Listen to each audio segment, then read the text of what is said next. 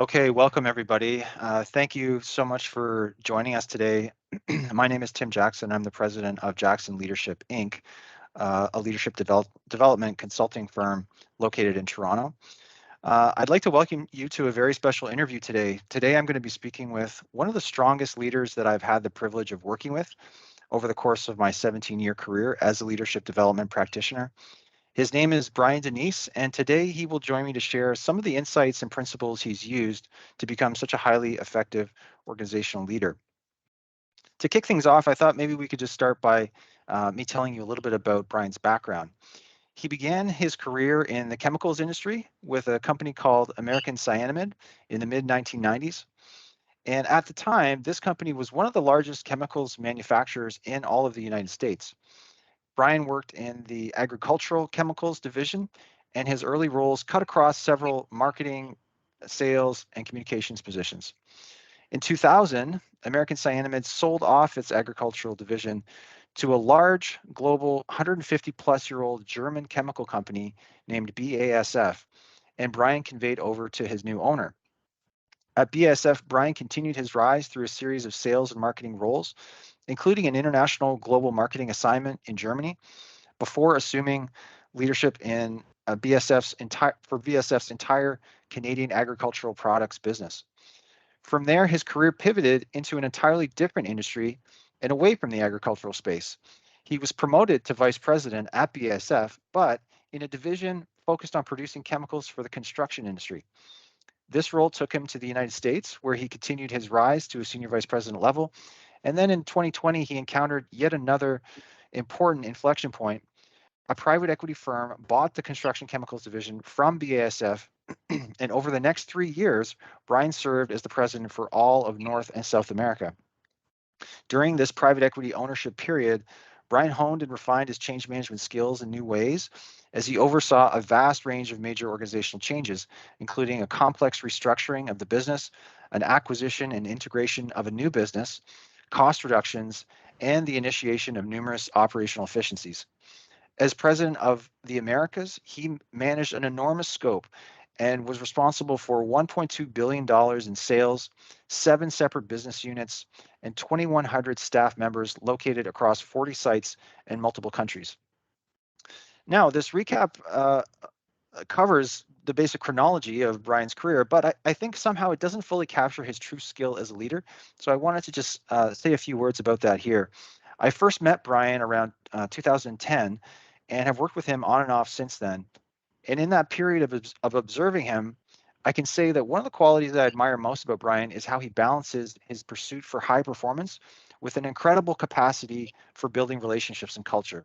He's found some method for combining an approach that maximizes business results and marries that with the highest levels of interpersonal effectiveness, including compassion, empathy, and a concern for others. In addition, despite living at the very highest levels or altitudes as a leader and working in dynamic, pressure-filled, and often political environments, Brian finds a way to convey authenticity, sincerity, transparency, and humility.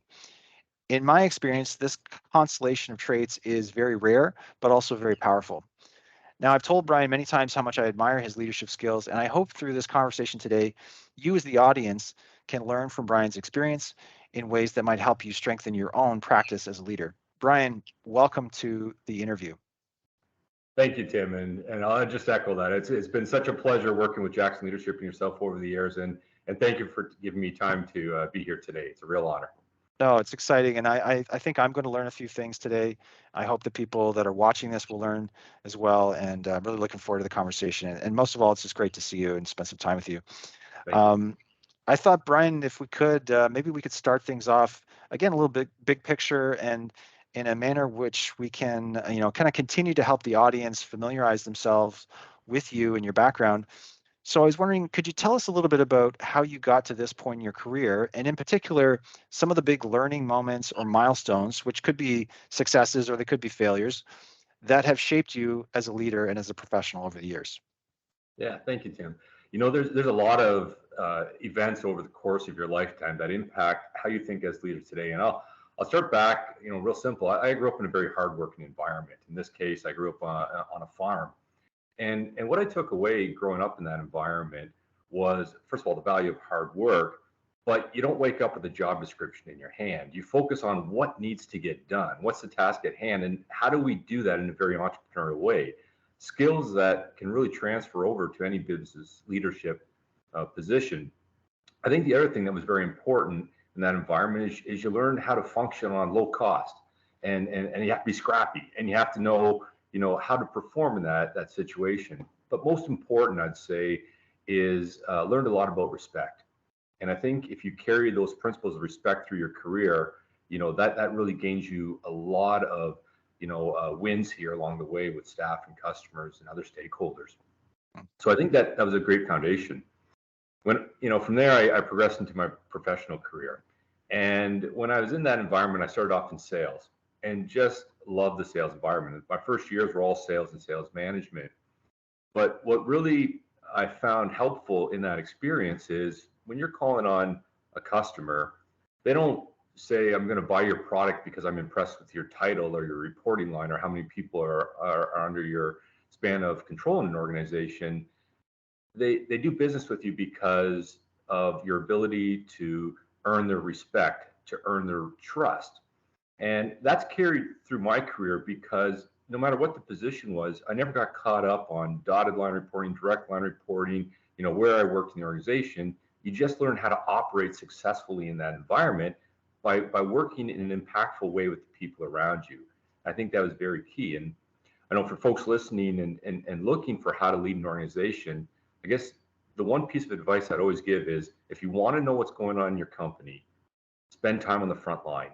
Go to your plants, spend time in the manufacturing line. You'll know about the quality of your product and why things happen or don't happen. Spend time with your sales force, go visit customers. The answers are there. You don't need to hire high-priced consultants. If you listen and you're out there, you will quickly pick up on how your organization functions, but where the growth opportunities sit as well. So that sales basis was always very important. I'd say the third thing in my career that was very impactful was the power of strong mentors. I was very fortunate in those early days. I had some leaders that had a very profound impact on me as I established my career. But within that, what I found was they helped guide me on early career changes. I probably wouldn't have been as successful if they didn't help me through those different steps. And it's our job now as we grow in our careers to look at the talent that's in that organization and say, how do I help other talent now be successful? And as a leader, we owe that to our organization. I think that's very important. And instill those best practices within them. I'd say the last point, I'd say in my career is take as many opportunities as you can, especially when you're early in career. I looked when a door opened, I jumped in. And sometimes people say, I'm not ready yet for it, or I got to perfect this role first. If the door's open and your mentors are telling you that you're ready, take a chance. Don't be scared of the unknown. And, I remember as my early 20s, I had a chance to take a career step. It was, I was living in Ontario and enjoying life. And they said, do you want to move to Winnipeg? And I said, sure, why not? I've never been there. And so I got on the plane. It was December 29th. It was cold, it was dark. And I said, let's go. So I got there, didn't know a soul, didn't know anything about the job. But you embrace the challenge and you look for what you can find. And I found by doing that, were there scary moments? Absolutely. But it prepared me for a career where I've transferred with work now, 10 different times, 3 different countries, where you learn not to be as concerned or fearful of the next step. You learn to embrace change. So those are some of the things over my career, which, kind of impacted me and had, helped me as I grew up into my leadership role. Oh, that's great. That's great, Brian. Thank you. So I hear some of those early experiences around entrepreneurial mindset, focusing on the task at hand, being scrappy and persistent to get the job done. Those were kind of formative shaping experiences for you. And then as you got into a professional realm, connectivity with people, with customers, sounds like that was important, figuring out how to connect with them. And also, I'm getting the impression that you were kind of a forerunner or foreshadower of the undercover boss movement, right? Like this idea, if you want to know about the business, go to the front line, go to where, go to where it's close to the ground. and see what's happening there, and you'll learn a lot about, as a leader, I guess, all the things that you're supposed to be managing and should be managing, but you don't always have line of sight to, based on your altitude. And then I also heard this idea of mentorship. You've received a lot of help, so you take it as a responsibility to pass that on to other people and to help others. You try to do that. And then finally, this idea of just kind of taking the opportunities, right? Taking some reasonable risks in your career.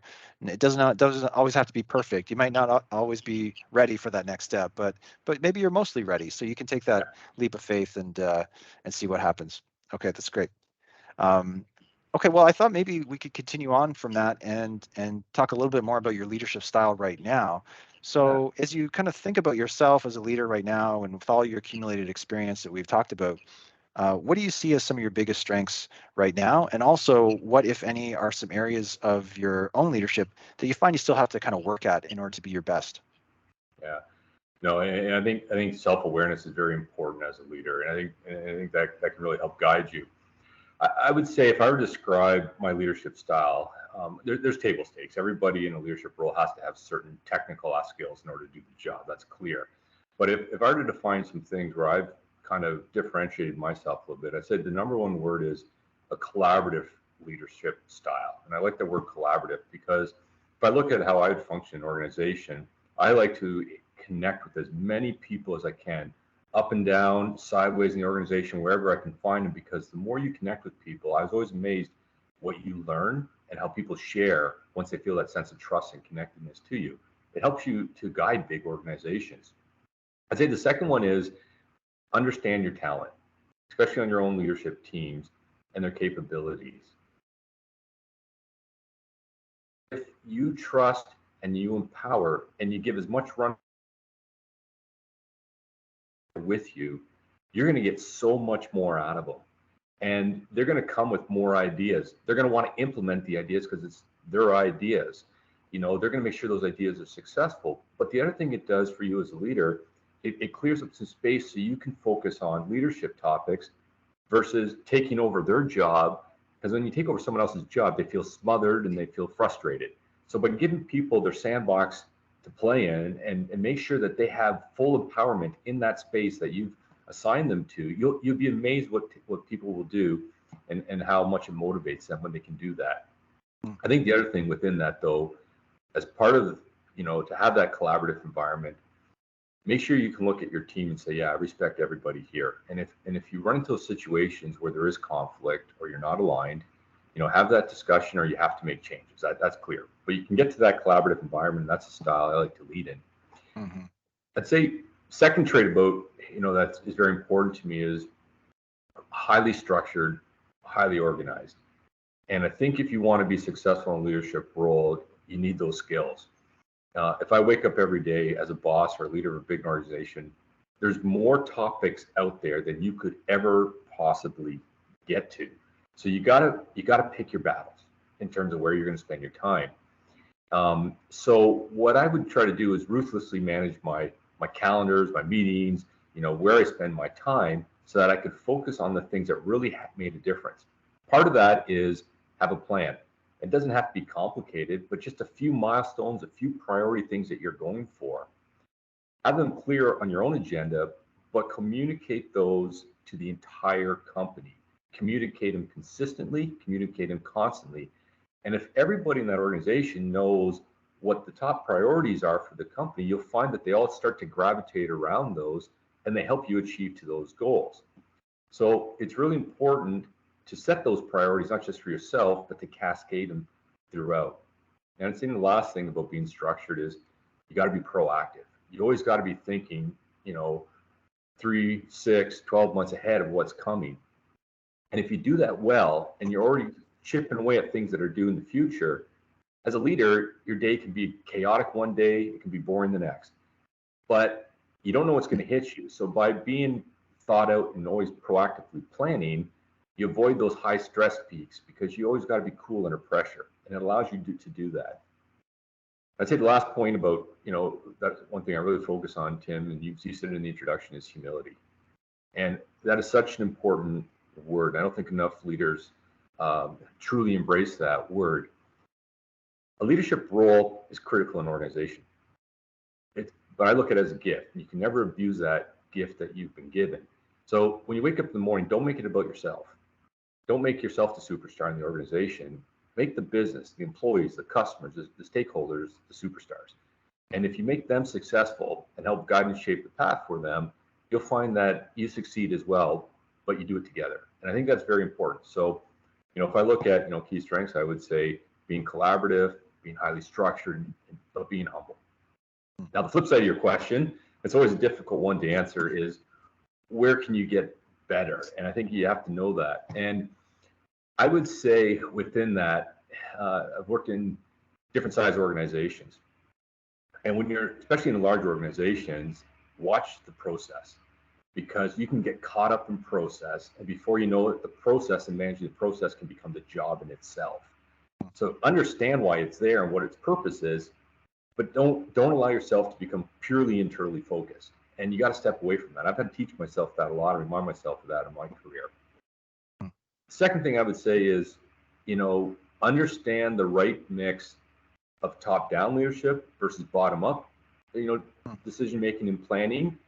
And every situation is different in terms of how much of each one you need, but you got to make sure you balance that. If you're purely on one side of top-down, you lose your people. If you're purely bottom-up, you may never make decisions because you're always looking for consensus. So I've had to continually work at what's the right mix of those two factors. I'd say, another area is make changes fast. Especially with you're dealing with bad apples in your organization. Because sometimes you think you can change the world and you can change other people's styles. I think you have to have that discussion early, and then you have to agree on what the right fit is. And if you have to make a change, make it fast. And I'd say the last thing that was hard for me, I grew up in an environment, I was always an amiable type of personality. I want people to like me. And as time passed by, you have to sit back and say, what?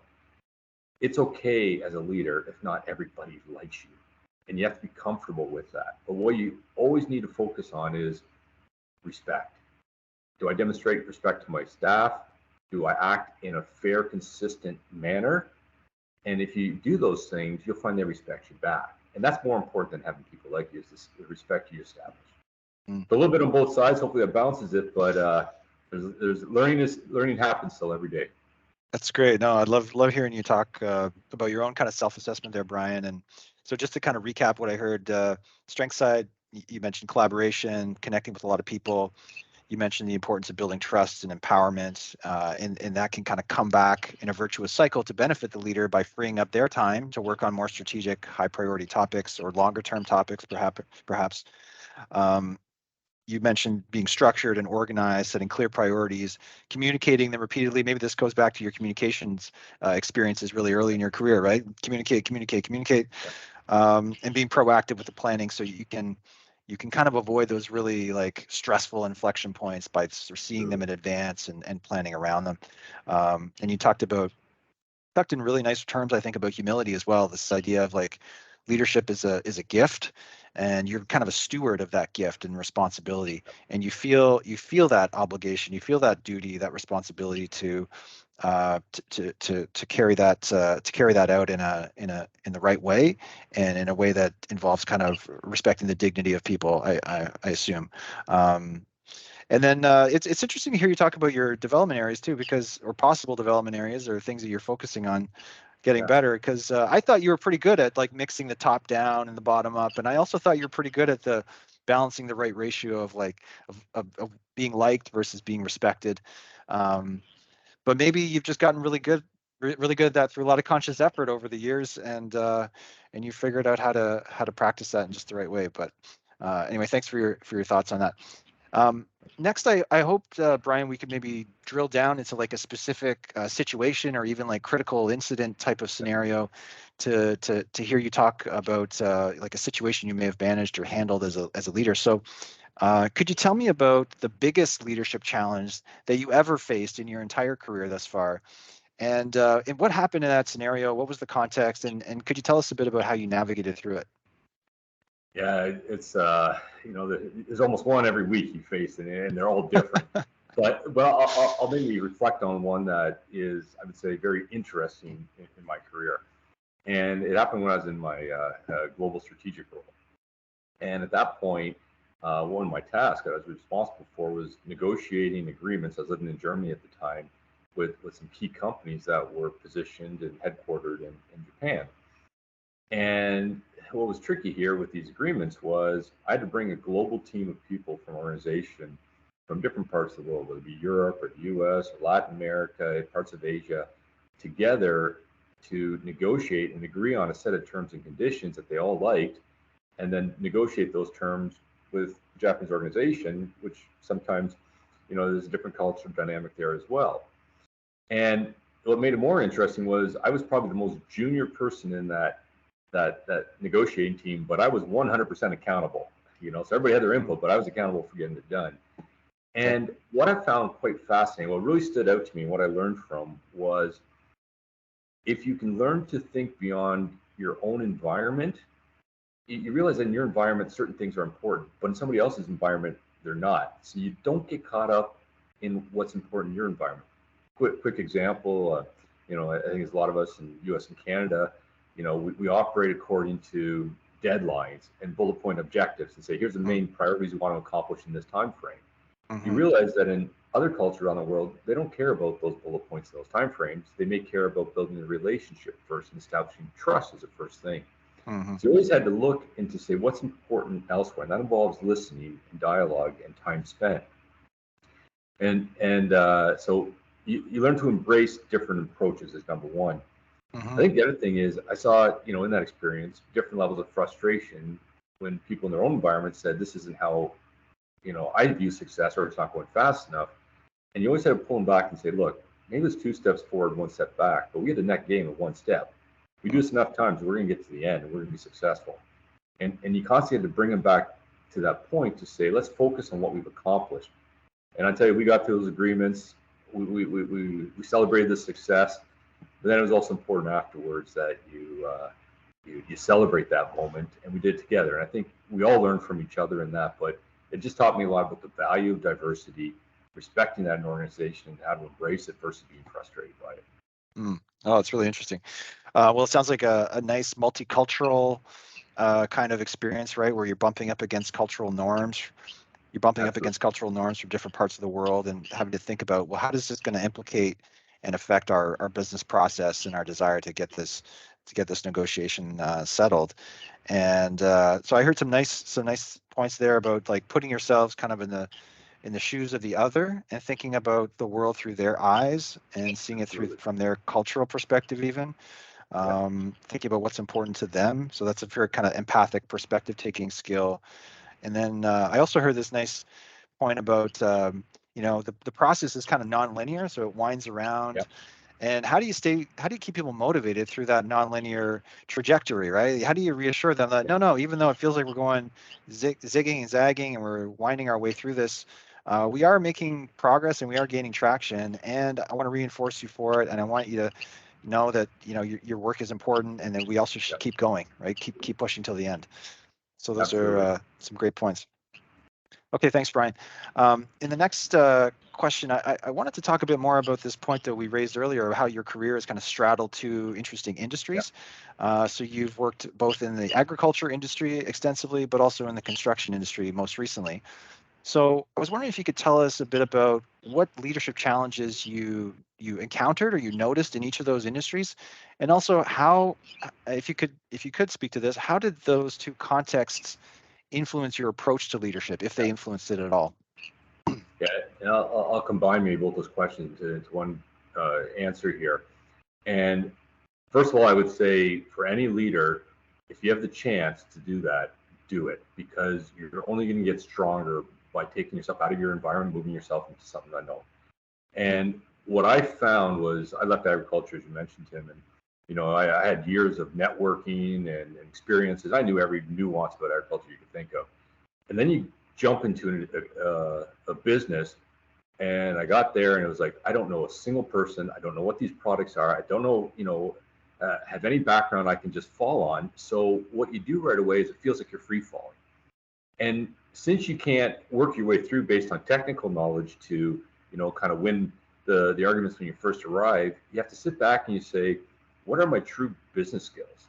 what do I know about looking at a situation and I'm coming to a good decision? So the first thing you do is you have to build trust with the people that you're working in that new environment, and that was very important. And I think one of the things I did when I arrived in new businesses, I made it very clear to everybody that I'm here because I'm embracing this business. I absolutely want to be here, and I want this team to be successful. And I didn't talk about next career steps or what my goals are down the road. It's all about this team, and I want this team to win. And we had some challenges, and I think they knew my heart and soul was in it, and they accepted me because of that. So that becomes very important. Is that you go in there, you embrace it for what the challenges are. But as a leader, you start to know what your strengths are. And I think the more you become aware of what your strengths are, you learn how to play those strengths, but also how to work with the team around you for where you have deficiency. In that case, I didn't know the product technology. I really relied on the people to help introduce me to customers and technology, et cetera. And I was surprised how willing people are to help you if you are, again, connect, you're respectful, and you work closely with them. There's another element I think that's very important outside of just the connection. And what I found is in one industry or one role, one topic is important. And maybe the emphasis is, building good strategies or branding or, whatever the topic may be. Then you go to another industry and it was all about manufacturing efficiencies. It was about cost optimization. And then in my most recent role as president of a large region, it really came into how does all the specific functional elements come together? What are fiduciary responsibilities? And by moving from environment to environment, you get this broader perspective of how business functions and operates. And you can take that with you then, whether it be to the next industry or if you're serving in a board capacity somewhere, but it really allows you to think bigger versus just being linear in one space where you've only known one set of priorities. So I thought it was very helpful from that perspective, Tim. Okay. Okay, so that last point is really about like gaining a true appreciation of the multifunctionality of business and all of the full spectrum of different functions. And if you stayed in one industry, maybe if you stayed in ag for your entire career, you might kind of overweight some of those functions, but you might spend a little bit less time on other functions. But by cutting across industries, you realize different industries or different businesses emphasize different functional areas in different ways, and you get a better sort of broader exposure to those things. I'd say if I could add one thing there, is I think what I found in my career is if you're on one side of the business, it's easy to point fingers at the other side and say why aren't they doing their job. But the more you get exposed to those elements, you realize that every single person is important but for a different reason. And if you respect those differences and communicate it, again, it goes back to having a strong collaborative organization. And you can never make it about finger point or saying one part's more important than the other. They're all there for a reason. And when you respect that, you find the whole operation just runs more smoothly. So you're saying that breadth of experience helps you to appreciate each and every person's talents Absolutely. and background and experience and knowledge set in its unique form? Absolutely. Okay, because you begin to appreciate how it all comes together in an enterprise-wide kind of manner. Absolutely. Okay, another interesting point I heard there was, I loved your term you used the term free falling when you when you went into the new construction sector, because all of a sudden you couldn't just rely on technical knowledge anymore, and you also couldn't rely on social capital and your relationships. It's like, what am I going to rely on now? I gotta just be the best leader I can be. And I also heard you say you relied on your relationship building skills. So as a foundation and a cornerstone, you built really strong relationships. And then that in turn helped you to learn the new business because people were more willing to share their knowledge with you, right? Once they trusted you and felt like they were connected with you. So it sounds like that helped the onboarding process as well. Okay, this great stuff, Brian. Thank you. Okay, I want to talk a little bit about change. So you've now in the most recent chapter of your career, you've led teams through significant change, including acquisitions, integrations, carve-outs, private equity ownership. So I was wondering, through those experiences, what lessons have you learned about leading others through turbulent change? Yeah, I'd say a very important skill as a leader to understand change and what to do when change happens. In this case, let's talk about, spent the last few years going through multiple carve-outs and ownership changes. And I think one of the first things to do is to be able to shift gears in your mind quickly. And it's very easy if you've been going down one path to think that that's the only path you can go down, that's the right path. And I'd say in this case, let's talk about an ownership change. It was very important to get inside the new owner's agenda and thought process right away and understand what that is. And I think as a leader, you got to say, do I understand it? Do I embrace it? Do I agree with it? If the answer is yes, keep going. If the answer is no, then you got to move on, or else you just frustrate yourself.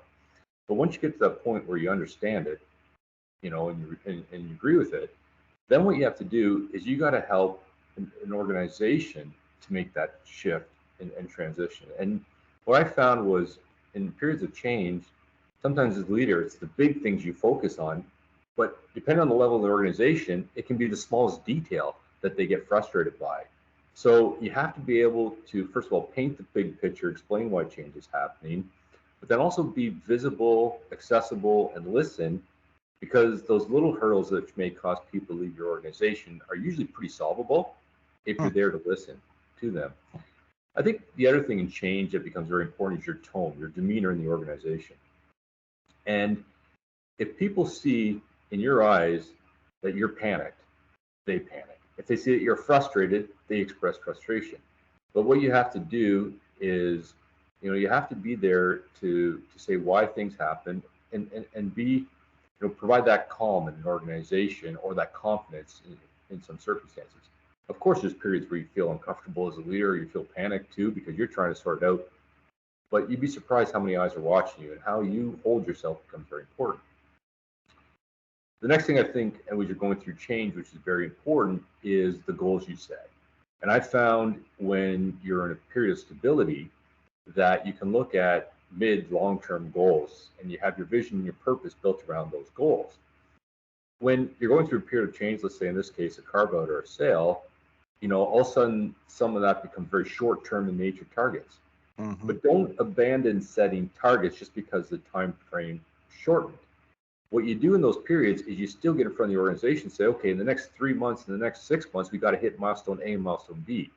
Organizations function well when the goal is clear and there's rally points, because then it's like any team, you have something you're working for. So don't get caught up on short-term, long-term. I think what's important is that you say what's important and you rally around that point.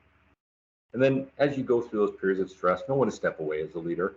And then, but even though you may be at the peak of your ability to understand and deal with change yourself, take time, and that's when your team needs you more than ever to listen, be patient, and empathize with them. And I think you'll find that your team will stick with you because you respect each other.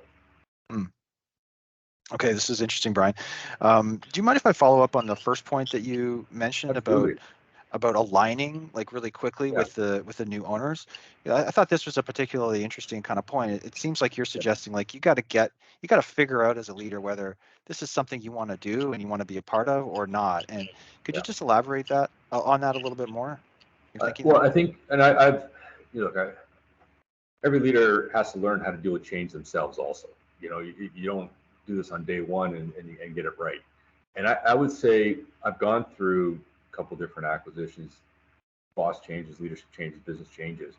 And I've had times in my career where, I tried to keep my agenda running, and I found after a while that all you end up doing is frustrating yourself. So get inside, the new bosses, the new owners' thought process, and understand where they're going and why.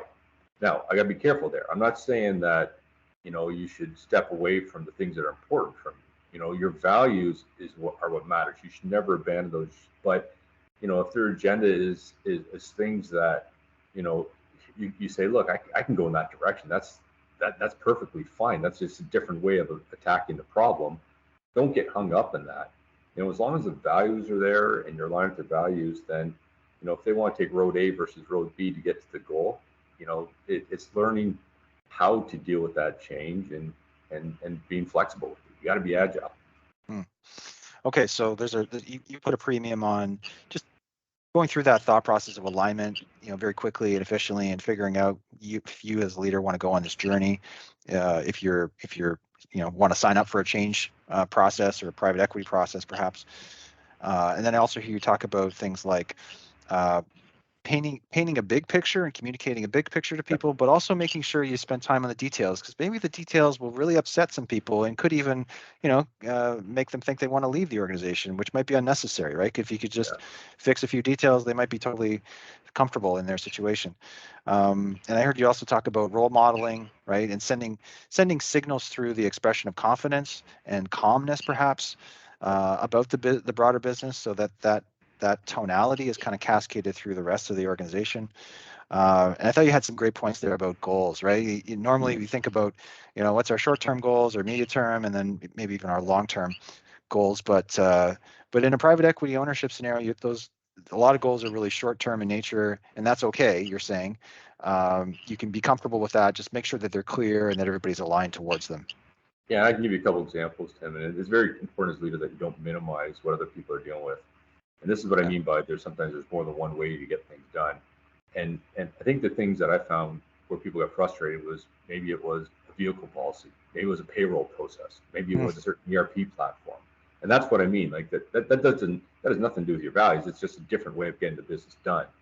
But if you've been using a certain system or process a certain way, and all of a sudden you have to change, it may cause tremendous stress for someone who's deeply embedded in that. Hmm. And rather than minimizing it, respect it and understand it. And those are the type of things that you got to be agile on, because you'll find that it's not always the big things that people get frustrated on, it's things that are closest to them. And that's where you got to be empathetic. Okay. Okay, that's great, Brian. Thank you. Next, I wanted to ask you about a topic that's very resonant with me, being somebody with 3 young kids, and I know it's top of mind for a lot of people these days, which is how to balance kind of work and family. And I'm excited to ask you this question because it allows me to tell a nice story about years ago, where we were talking and having a conversation, and you told me how you had an experience where you had to fly down to South America for a week of meetings, and that there was also a second week of meetings scheduled in South America. And so the initial plan was for you to stay over on the weekend in between week 1 and week 2. And at a certain point, you made a decision. You know what? I think I want to fly home to spend the weekend with my family and my 3 young boys and my wife. And you relayed to me how that was a little bit controversial at the time. Some of the salespeople maybe were hoping you might stay over for the weekend and go to some dinners and visit some customers, but you were very firm and you drew that boundary. You said, you know what, this is very important to me. So I was wondering if you could tell me, how have you managed uh, to balance seeking the highest levels of achievement in business and in leadership while still preserving time and attention for your family? I think this is absolutely critical, Tim, because a lot of times we look at our work environment, and when you're in a work environment, you're rewarded with performance targets and annual bonuses. But I always sit back in my personal life and say, if family were to give me a rating, how did I do this year? And we don't, trust me. But you always got to think, am I performing in both spaces or just one of them? And I was in my mind saying I got to make sure that I keep my priorities in the right order, which obviously family comes first for me.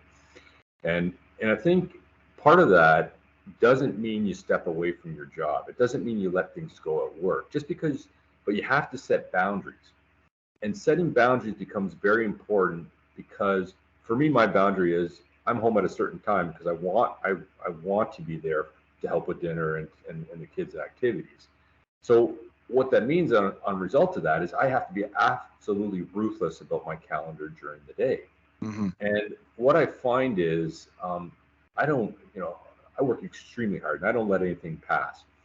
But what you have to do during the day is you got to say, what are the A priorities versus the B's or C's? And I see a lot of people get caught up in the B's or C's. But then when you look at an A priority, you say, how much time and detail am I going to put around this so that it's given the attention it requires versus allowing something you know, to go on forever. And maybe a simple example is that is let's pick a meeting. If I'm running a meeting, we start on time, we end on time, no exceptions. There may be some flexibility in between. But I think by doing that, people know that they have to stay in the time window. You can't let a half-hour talk become a 2-hour topic. But then it also allows them to plan their day and it respects their calendar and their time. And then you learn, you got to calibrate it first, but after a while, you get a rhythm as a leadership team. I set those expectations early in my career, and by not allowing things to creep into some of that personal time I set, I find that I do the same for the people on my team, and we learn to respect each other. I'm always available. If you need to call me, you call me.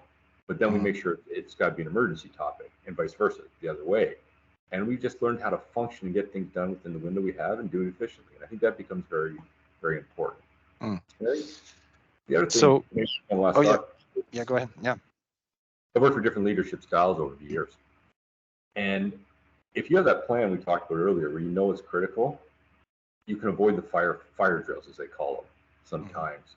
And I've worked with some leadership styles where they absolutely are focused and we stick to that plan. I've worked with other styles that are completely chaotic, and every day it's a new fire drill. I think as a leader, you got to discipline yourself and you say, okay, am I picking a new battle every morning for any specific reason? Or, and if you're not, you can create chaos throughout your whole organization. You can deflect everybody. So businesses operate well when you have a plan. You stick to that plan. You allow people to do their jobs, and you allow them to do it efficiently. Then you have a motivated workplace. You get things done on time, and you avoid the panic in the fire drills, which sometimes can be a real struggle in some organizations. Hmm. Okay, I guess I hear you say a couple things. Like number one, consistency and structure in the business in terms of planning, priorities, focus is helpful. It drives effectiveness in your mind, and more closer to that work-life family issue. I guess I also hear you say that when you set a boundary to prioritize time with family and being home at a certain time, it forces a certain kind of structure into the business. For example, this meeting situation, I'm going to end on time, and that also allows other people to, if they want, choose to prioritize work-life family because they get home on time and they get to, you know, be home by 5:30 or whatever it might be. Yeah. So that's an interesting notion that by you prioritizing and saying and communicating that like, my family is important to me and therefore it's going to drive the structure and how we work. It also allows other people to have the option to prioritize those things in their lives. And for each person, it's different. For me, it was is that time at night. For somebody else, maybe Yeah, it's having the breakfast and seeing their kid go to school. For somebody else, it's the next thing. yeah. So I think you have to have with the leadership your boundaries where we all respect each other, but then also have that flexibility because there's a little bit of different priority depending on the individual. A great example is is respecting diversity. There's different calendars with different holidays. Do you Hmm. plan your meetings during somebody else's vacation day because they're from another country or different cultural background? If you respect those things, you do much better in managing a very diverse and having a more productive, happy workforce. Mm, okay. Okay. Thanks, Brian. Okay. Our last question today, Brian, is just to kind of help sum everything up and wrap us up is what is the single most important principle that guides your approach to leadership in your career that you also think would be important and worth sharing with others? Yeah, I think it kind of summarizes a couple of the elements we talked about earlier, Tim, and Mhm. it goes back to your role as a leader. I always looked at leadership as a very important and critical responsibility. I take it absolutely to the highest level of seriousness. But at the same time, as I said earlier, I treated it as also as a gift. I was Mm, fortunate to given this opportunity. So for me, I don't make it about me as the center point or the focal point of the organization. My job as a leader is to give, structure, direction, but it's about making the team successful. And if you focus on building strong leadership in your business, building a strong team, building that momentum, you'll find that business just does tremendously well. mm, I'd say, it's also what I said about my background with sales. When you lead because of influence. And I always say to myself, if there was no title on that door, would people still want to hang out with me? Would people still say that's a great direction? I still like where you're going. And if you find that people want to be part of your team because what you're saying makes sense and it's logical, then you're not leading with a top-down power trip. You're leading because you have true power and you have true ability to influence the organization. And I'd say the one thing I treasure, one of the highest things I treasure in the organization is feedback.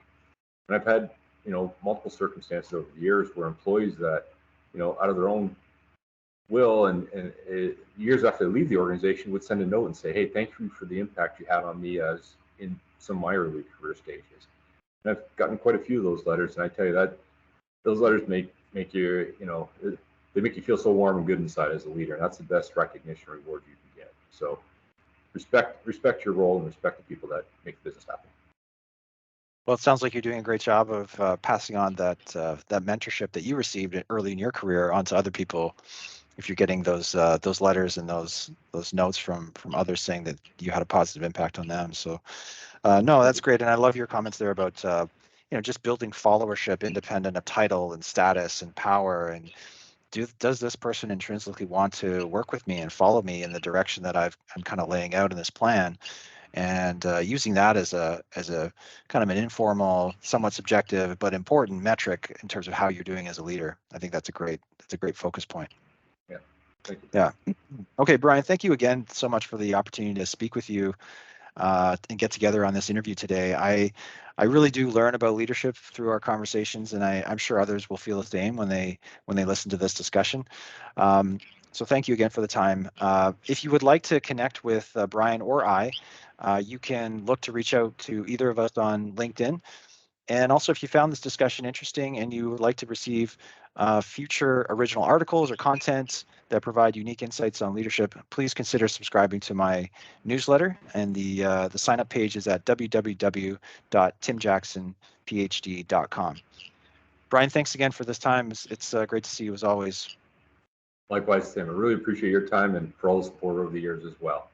Thank you. Okay, thank you.